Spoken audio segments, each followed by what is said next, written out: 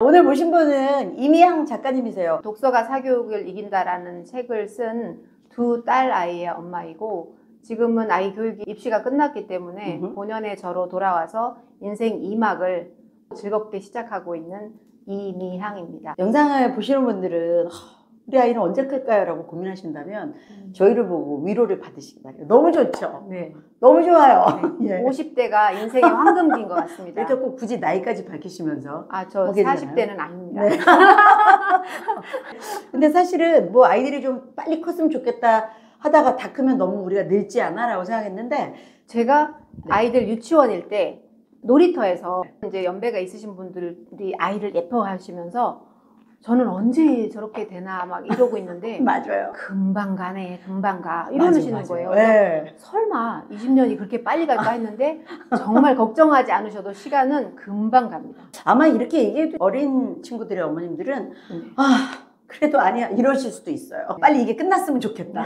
네. 시간은 간다. 좀 위로를 받으시고요. 이미향 작가님께서 쓰신 책 제목으로 아까 소개하셨어요. 네. 독서가 사교육을 이긴다. 확신하십니까? 이긴다라는 표현은 어머님들이 사교육을 많이 하다 보니까 제목 자체가 시원스럽다라고 말씀을 하시는데 제목 자체가 애처로운 거는 실은 그 반대로 독서의 역할이 너무나 빈약하기 때문에 독서는 누구나가 다 좋은 공부법이라고 온 세상이 외치기 때문에 이거를 우리나라도 놓치지 않고 갔으면 하는 미래 세대에 대한 저의 희망? 이겼으면 좋겠다. 이긴다? 이긴다. 뭐 진다. 확실히 지고 있다. 근데 저는 좀 이겨보려고 노력했는데 어느 정도는 소기의 목적을 달성했으니 사교육으로 잘 하고 계신 분들은 당연히 그렇게 하시되 혹시 독서의 뜻을 가지고 계신데 좀 자신감이 부족하시거나 정보가 부족하신 분들한테 이렇게 하시면 조금 효과를 보실 수 있다라는 부분을 그러려고 이 책에 독서가 사교육을 이긴다. 이길 거야. 이기고 싶다. 그런 마음을 근데 제목이기 때문에 출판사의 허락을 받아야 되기 맞아요. 때문에 이긴다가 됐습니다. 그러면 이긴 아이들을 키워내셨을지 또 궁금하실 거 아니에요. 독서로 두 따님을 키우셨단 말씀이고. 독서만으로 했다 이렇게 또 착각을 하시면 안 되고 저는 아이를 키우기 전부터 독서로 한 80%는 해야 되겠어라고 80대 20 어디나 그런 게 있으니까 80% 하면 나쁘지 않지? 왜냐하면 큰아이가 4학년 될 때까지 저는 회사에서 비전을 보고 있었어요. 마음이셨군요. 사회에서 인정을 받고 싶으니까 10%를 두는 건 과한 욕심이다. 80%를 독서가 이끌어준다면 나머지 20%는 엄마가 조절할 수 있지 않겠느냐라는 생각을 했습니다. 큰아이는 서울대 공대에 다니고 있고 작은 아이는 카이스트 공대죠. 카이스트에 다니고 있습니다. 두 딸 다 공대에 진학을 했군요. 인문학이 중요하고 문과가 중요하긴 하지만 앞으로 취업이나 할 일을 찾으려면 약간 문과 성향이 있더라도 이과로 길러주려고 노력하는 건 필요하겠다 생각을 했었습니다. 독서 80, 사교육 20으로 서울대와 카이스트에 보내셨다. 제가 드리고 싶은 말씀 중에 제가 욕심이 많은 게 공부도 잘하면 좋겠지만 아이들의 그 공부 기간도 행복했으면 좋겠다는 거. 그 두 마리 토끼를 다 잡으려고 하면서 너무 큰 걸 바라셨네. 그렇죠. 그러니까 욕심쟁이죠. 독서를 같이 하면서 나눴던 수많은 대화들 이게 서로를 이해하는 데 도움이 돼서 지금도 만나면 끝없이 대화를 새벽까지 해야 되는 그런 대화를 이어간다는 면에서 서로를 더 친하게 독서의 역할은 굉장히 컸던 것 같습니다. 저는 상당히 외향적인데 큰아이는 내성적이어서 그 아이의 표현하지 않는 것과 표현하는 방식이 저랑 워낙 달라서 공부를 많이 했어야 됐어요. 아이를 이해하기 위해서. 이해하기 위해서 굉장히 어려웠습니다. 행복했지만 어려웠어요. 근데 엄마가 주도권을 갖고 엄마의 확신으로 가다 보면 취향이 다른 아이의 성향이 배제되고 묻히고 행복하지 못한 상황이 될 수 있기 때문에 가능하면 같은 아빠에게 아이의 이런 반응이 어떤 의미인지를 물어보면 외향적인 제가 생각하는 것과 전혀 다른 세계가 펼쳐지고 있었어요. 남편이 하는 말이 누구를 부모를 만났냐에 따라 아이가 행복해질 수 있고 불행해질 수 있다면 기다려주는 게 좋지 않겠냐라는 어려운 주문을 줬었어요. 내성적인 사람이 이긴다? 이런 그걸 보면서 그렇다면 다른 거지 누군가가 더 좋은 건 아니기 때문에 이 아이가 생각하는 방식을 존중하자라고 해서 제가 잃은 건지 얻은 건지 모르겠는데 회사를 계속 다닐 생각이었으나 우리나라 상황에서 친구를 만날래도 엄마의 역할이 굉장히 컸고 결정할 사항이 너무 많잖아요. 네. 그 결정을 정보 없이 하기가 어려우니까 제가 전공을 살려서 목동이니까 네. 학원을 차리면서 직업을 바꾸게 됩니다. 아이 곁에 좀 있어주면서 네. 전공은 살릴 수 있는 일, 그래서 네. 학원을 여시게 네. 됐군요. 근데 이게 또 어려운 게 회사를 그만두셔야지 아이를 키운다 이런 말씀은 전혀 맞아요. 아닌데 저는 계속 다니면서 키웠거든요. 그렇죠. 네. 그럼 저는 회사에서 다 성취를 하는 것 같지도 않고 엄청나게 돈을 많이 받는 것도 아니라 차라리 학원을 하면서 네. 우리 아이들과 이쪽을 양다리를 걸치는 것이 더 효율적이다. 저답게 맞아요. 이익이 아닐까라는 생각으로 과감하게 전직을 했습니다. 답은 없으니까 정답은 상황에 없어요. 맞춰서 우리가 찾는 거죠, 해답을. 네네. 전공을 뭘 하셨는데요? 저는 영문학을 대학에서 했고 제가 어려서부터 그건 타고난 부분 같아요. 사람 마음이 그렇게 궁금했어요. 심리학을 부전공을 하게 됐고 아이들을 만나다 보니까 아이의 마음을 온전히 알아야지 설득이 가능하기 때문에 어떤 마음을 제시하면 제가 그걸 읽어야 되고 그걸 잘 읽으면 아이가 저의 말을 완전히 듣습니다. 그러면서 변화해요. 변화해요. 아. 그러니까 전혀 다르게 변화하는 뭐지? 이 말과 마음의 관계 이게 저의 인생 내내 숙제인데 거기에 아이들이 와줘서 아이들이 변화돼서 이제 뿌듯하기도 한데 돈도 벌고 나답게도 그치. 살고 썩 3조의 효과가 있으니까 그냥 내 아이만 키워서 어떤 경험을 갖게 됐다라는 것보다 훨씬 더 많은 아이들하고의 관계 네. 속에서 이렇게 하니까 되잖아라는 확증을 얻으셨겠어요. 그렇죠. 그래서 저의 혼자만의 가설은 모든 아이는 독서를 좋아하게 태어났다. 이게 가설이었고 그걸 만들기 위해서 별 쇼를 하는 거죠. 별별 걸 다 해보셨어요? 그랬을 때 방법이 다르고 시간이 다르고 시간이 걸릴 뿐이지 아닌 적이 없었습니다. 진짜요? 네. 책을 싫어하는 애들도 있는 거 아니에요?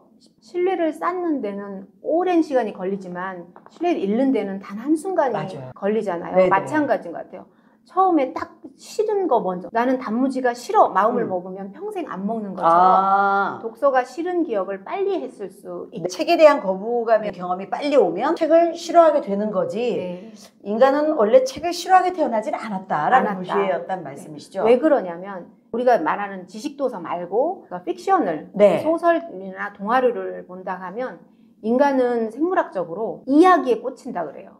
예를 들면 고등학교 때 막 지루하고 힘들고 자고 싶을 때 선생님이 옛날에 말이야 선생님이 첫사랑 얘기해주세요. 그러면 자던 모든 아이들이 일어났던 경험. 종은 또 왜 이렇게 빨리 쳐요? 맞아. 그 말을 글로 옮긴 게 책이잖아요. 가장 제가 행복했던 것은 대학을 합격했던 그 순간보다 두 아이 모두 엄마 어렸을 때 책으로 공부틀 잡아주신 건 정말 다행인 것 같아요. 감사해요. 이제 눈물 날 정도로 감사했고 왜 만약에 독서로 준비가 안 됐다면 더 많은 부분을 학원을 갔을 것이다. 원하는 공부가 아니라 시키는 공부를 계속 암기하면서 했어야 되니까 사교육을 해서 실력이 더 나아질 수도 있죠. 그럴 확률이 더 많아요. 그런데도 이렇게 해준 것에서 너무나 감사한다. 이 말이 제가 중간에는 그냥 소신만 가지고 아이들을 힘들게 하는 거 아니냐 걱정이 많았었거든요. 그거를 한 번에 딱 씻어주면서 감사한 마음까지 받았으니까 감사한 순간이었습니다. 책을 읽는다는 것은 그냥 원래 이렇게 된 걸 암기하는 것과 달리 이렇게 될 수밖에 없었던 과정을 읽고 이해하면서 그래서 아마 똑같이 지식을 얻는데 다른 과정이 있다. 아기가 태어나면 난 독서로 공부시킬 거야. 이런 생각이 강하게 들었어요. 수학 빼고는 독서로 해야 되겠다 했는데 저는 영문학 전공이었고 그때 이제 해외여행이 열리면서 호주에 가서 이제 그 테솔 과정, 영어 교육학 과정을 했습니다. 전 세계 분들이 모였는데 유독 한국, 중국, 일본 친구들만 말을 못하는 거예요. 너무 똘똘하신 분인데 영어로 얘기하면 막 얼굴 빨개지고 이런 상태인데 그냥 어떤 이탈리아 친구인데 교수님하고 계속 똑대로 얘기를 자유롭게 하는 부분이 있어서 너무 부러워서 쉬는 시간에 너는 영어를 얼마나 배운 거야? 그랬더니 오기 전에 3개월 배웠어. 그러면서 저한테 너는? 이러는데 저는 전공까지 했고 10년이었어요. 그래서 묻지 마. 부끄러우니까. 근데 충격을 굉장히 받았고 무지함의 지식 차이, 지능 차이가 아니라 시스템의 차이였다고. 그리고 한국에서 오신 선생님 한 분이 아기들을 데리고 오셨는데 우리 애들은 말이야 그냥 풀어놓으니까 3개월 되니까 자기들끼리 싸우고 놀고 하더라고. 우리도 애들 틀으면 해야 되는데 말이야. 그게 딱 조합이 되면서 속상했어요. 시간을 많이 낭비한 것 같아서 그래? 3개월 걸린다고? 그럼 나 다시 애기가 될래. 해보지 뭐. 완전 애기가 된다고 생각을 하고 학교만 끝나면 도서관을 가는 거예요. 동네 도서관. 앉아서 애기들이 노는 코너에 가요. 그럼 삐약삐약 얘기를 막 해. 엄마들도 얘기하고 시끄럽게 얘기해도 되더라고요. 그러면 노트를 펴고 그 아이들이 하는 말을 저는 못하는 겁니다. 그 호주에 있는 그 애기들이 하는 영어. 네. 그래서 그 아이들이 하는 말을 그 짧고 명료한 어려운 단어가 하나도 없는 말을 다 적습니다. 짧아요.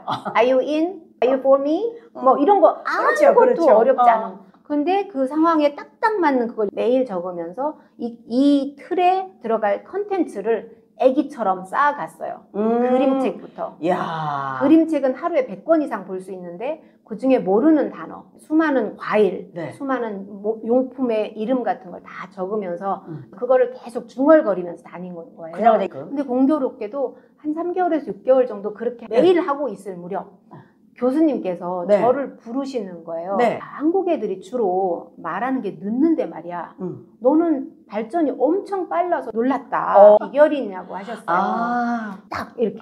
너무 잘하고 있다. 네. 내가 아는 한 언어의 가장 지름길은 Everyday English라고 Playground English를 하고 거기에 독서로 컨텐츠를 채우는 것보다 이상은 없다. 굉장히 칭찬해 주셨어요. 그래서 1년 넘게 정말 쉬는 시간만 있으면 책을 읽었는데 그렇게 1년 정도를 하니까 빨리 올라가잖아요. 1년 정도를 읽었을 때 제 확신이 뭐냐면 1년 읽은 이 독서가 10년 공부의 몇 배는 되는 그 느낌. 그래서 아이들이 태어나면 영어는 반드시 독서로 하겠다. 독서만 틀을 잘 잡는다면 문법 공부하지 않아도 되겠다. 우리말도 충분한 용례에 빠져 있다 보면 국외음화 하면 맞아 이렇게 되지.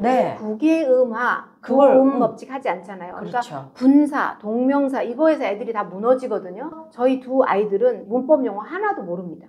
근데 영어 문제를 보면 감으로 촉으로. 왜 그래? 그냥 우리말처럼 지훈이 으냐 느냐 는 그러면 왜 그래? 그럼 그냥 영어를 똑같이 바꿔서 생각하셨다는 거잖아요. 근데 저도 욕심이 생기는 거죠. 아이들이 공부 잘했으면 좋겠다. 정서는 당연히 제가 1순위로 챙기겠지만 독서를 어떻게 80%를 하지 하고 찾는 과정에 깜짝 놀랐어요. 경제도 부상했고 하니까 교육 시스템이 선진국의 반쯤은 따라하지 않을까 했는데 더 심하게 경쟁이 있으면서 사교육이 다 지배하는 세상이 된 상태에서 아이들의 표정을 보니까 웃는 아이가 없는 거예요. 그러니까 경쟁에서 최상위의 1%는 늘 칭찬을 받으니까 10% 정도까지는 뭔가 칭찬을 얻으면서 자부심이 있지만 나머지 90% 학생에 대한 배려가 없고 그 아이들에 대해서 가진 재능을 키워주는 게 없으면서 그러면 10%만 들으면 성공이냐? 그게 아니라는 거예요.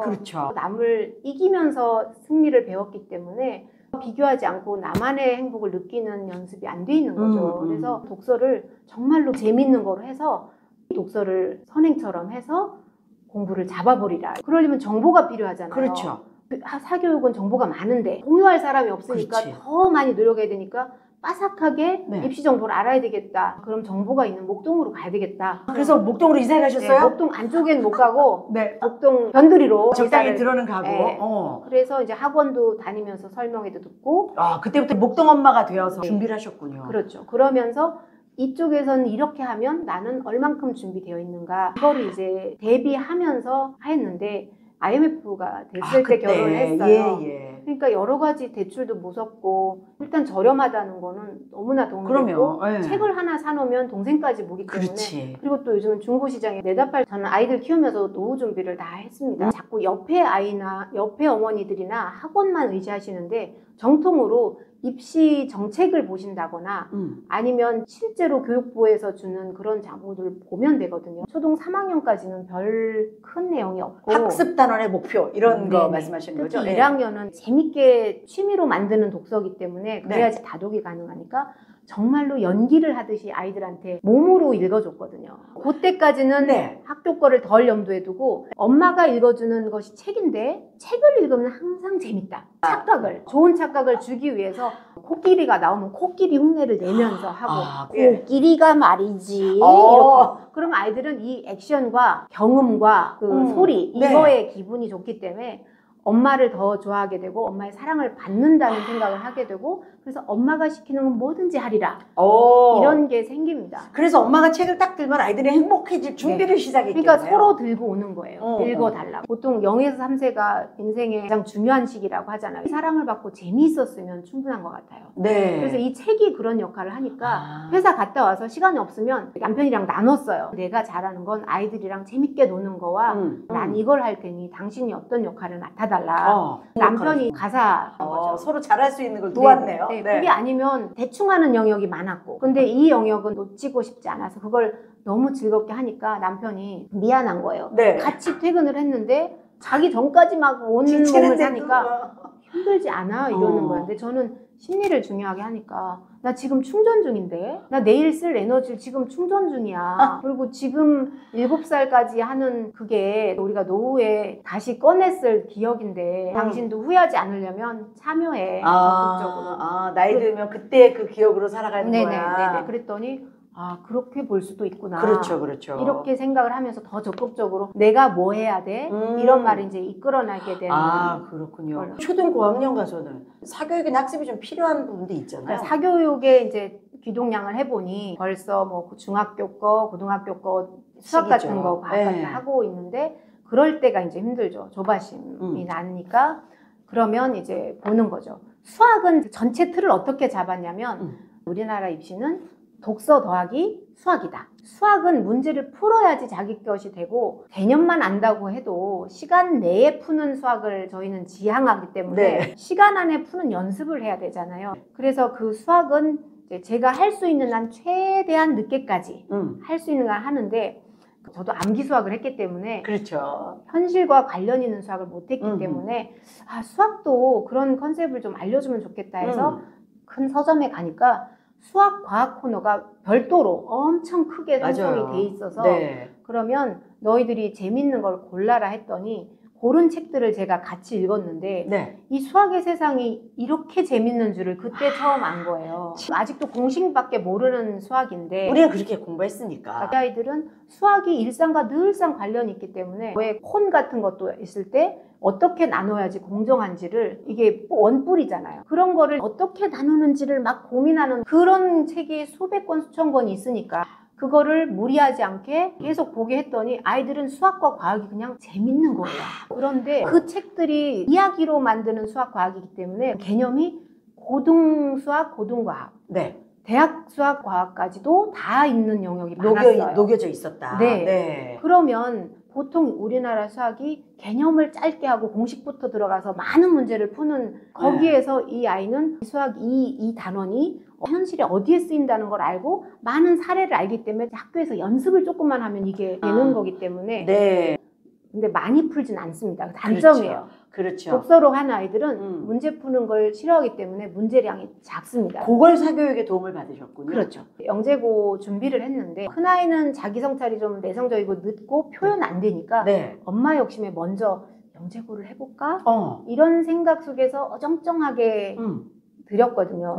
저는 초보였고 준비도 안 돼 있었고 주변에 이끌렸어요. 어쩔 수 없는 거기에 발을 디디고 어정쩡하게 하다 보니 독서도 놓쳤고 그러면서 중심을 제가 잃었습니다. 갈팡질팡 하다가 방향성을 조금 잃으셨다는 거죠, 큰아이는. 오늘 나의 이 결정이 나중에 좋을지 나쁠지 모른다는 거잖아요. 그 불안함이 있잖아요. 아이는 더 모르고 어리기 때문에 결정권이 저한테 있는 것이 밤잠을 설치게 하잖아요.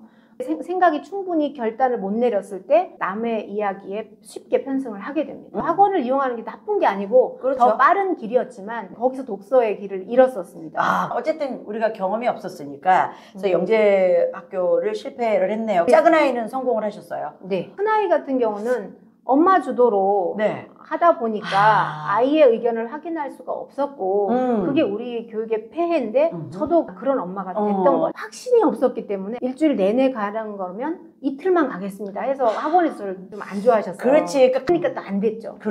그래서 이제 일반고에 진학했을 때 독서와 수능과도 굉장히 잘 어울리고 작은 아이 같은 경우는 의지력이 좀 있고 엄마 저 영재학교 가고 싶어요. 그 구체적인 학교를 지정하면서 자기는 거길 꼭 가고 싶다니까 언니보다는 훨씬 더 적극적으로 1, 2년을 과목별로 보냈죠. 학원도 자기 성향에 맞는 데여야 네. 되거든요. 대다수가 괜찮다는 학원을 못 보내고 그냥 힘들다고 하더라고요. 질문도 허락이 안 되고 필기를 해야 되고 네. 질문하니까 진도 나가야 된다고 안 된다고 하셔서 문제는 적게 풀지만 많이 생각할 수 있는 곳. 또 영재고가 사고하는 것을 네. 원하는 학교였거든요. 그래서 합격을 해서 거기선 진짜 독서, 과목과 관련된 깊이 있는 독서를 하면서 토론하고 글 쓰고. 영재고나 과학고를 가면 선행이 많이 안 돼 있는 친구들이 성적을 잘 내기가 어렵다는 얘기들을 하시거든요. 맞습니다. 솔직히 어떠셨어요?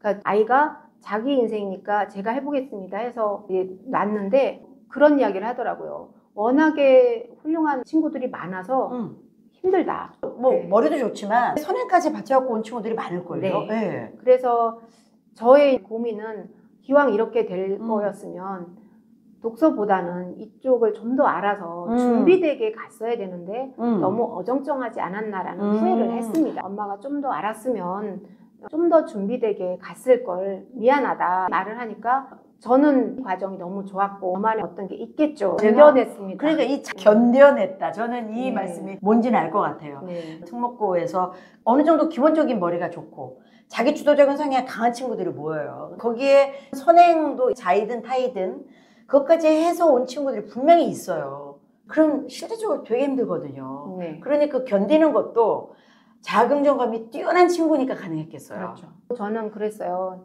물리학자, 수학자만 필요한 게 아니라 그쪽 이야기를 아는 너만의 어떤 것이 있을 것이다. 저도 이제 견뎌냈고 미안함을 긍정어로 이겨내려고 했는데 아이들이 특이하게 그림 그리는 걸 참 좋아합니다. 계속 그려. 매일 한두 시간씩 그림을 그리면 스트레스를 받고 왔어도 저절로 사라져요. 학교 공부에 대한 100% 확신은 없는데 이렇게 아이가 한다면 이거는 지켜줘야 되겠다. 왜냐하면 평생을 행복하게 살 수 있는 도구니까. 시험 공부하고 나면 조금만 그리고 자면 안 돼요. 꾸준하게 한두 시간씩을 그렸는데 네. 그게 이제 10,000시간 넘었죠. 그림과 관계된 무슨 일을 하나요? 아이들의 용어로 덕업일치, 덕업분리라는 말이 있습니다. 하고 있는 영역과 직업을 일치하느냐, 네. 분리하느냐 해서 이제 큰아이는 분리를 선언을 했었는데 네. 결국에는 이제 예술을 하게 되고 작은 아이는 공대 기반에서 디자인을 하게 됐습니다. 그 행복하게 했던 그림이 결국은 영재를 나오고 카이스트를 나왔지만 결국 그 디자인에서 만났군요. 네. 그럼 큰 친구는 공대에 나오셨다고 했는데 그 서울대 친구는 건축을 했어요. 건축을 해서 또 이 미술을 또 만난 거고 특이하네요. 복잡한 입시에 엄마가 이렇게 노력을 했음에도 정보는 부족했어요. 그렇게 하셨는데도 네네. 정말 열심히 했거든요. 근데도 늘 부족한 거예요.